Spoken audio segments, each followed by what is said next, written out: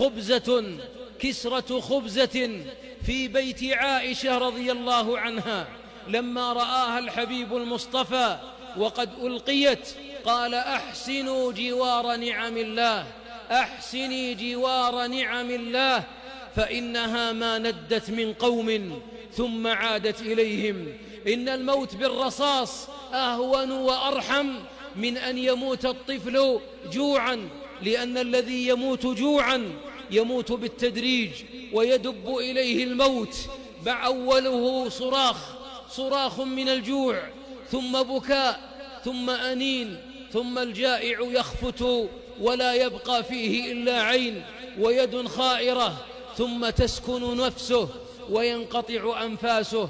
هذا المنظر لو أن أحدنا تفكر ساعة وتصور أن طفله هو الذي يبكي يريد الطعام، والله لتبكي العيون وتبكي الدموع وتبكي القلوب، بينما بعض أطفالنا يركل النعمة بقدمه، وبعض أطفالنا يرمي بقية الطعام في زبائله، وبعض نسائنا طعام الأمس لا يمكن أن يصبح عليه صباح اليوم. إن أولئك الجوعى من أبناء الإسلام الذين كانوا في أرض كلها غناء وكلها غنى وكلها خضر وكلها تصدر الطعام والخير للعالم، واليوم لا يجدون خشاش الأرض. وبعضنا أيها الأحباب يخرج من بيته من الطعام ما لو وزع على حي كامل لأشبعهم.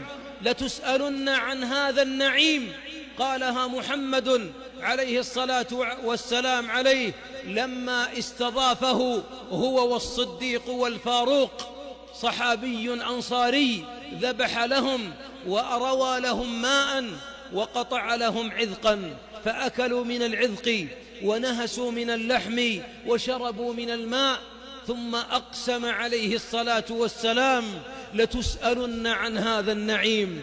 كم من نعمة ونعمة بعضنا في بيته من النعم، والله لو أغلق عليه الباب سنة كاملة لخرج سمينا ليس جائعا. والحبيب يقول: من بات آمنا في سربه معافا في بدنه عنده قوت يومه. قوت يومه، الله سيسألنا عن قوت اليوم، فكيف عن أقوات أعوام كاملة؟ يستضيف بعضنا بعض الأضياف فيشرك مع الله في كرامته لضيفه، يذبح الذبائح لعيونهم لا لله جل وعلا لإكرامهم، ثم إذا انتهت الضيافة أخذ بقايا الطعام ثم وضعها مع الزبائل. الله لنسألن يوم القيامة عنها. إذا كان العبد سيسأل عن لقمة، ألا نجعل أبناءنا ينظرون إلى جراح العالم، وكيف يموت الطفل ينظر إلى أبيه يستجديه بعينه يريد ماء أو كسرة خبز، ثم يموت والطفل بين يدي أمه. بعضهم بعد أن ماتت أمه حبى الصغير يرضع ثديها بعد موتها، يريد أن يجد فيها قطرة لبن أو حليب فما وجد، فمات على صدر أمه. قولوا لأبنائنا وصغارنا، قولوا لهم: أحسنوا جوار نعمة الله، احمدوه على هذه النعم، وليكن احترامنا ننقلها لنسائنا.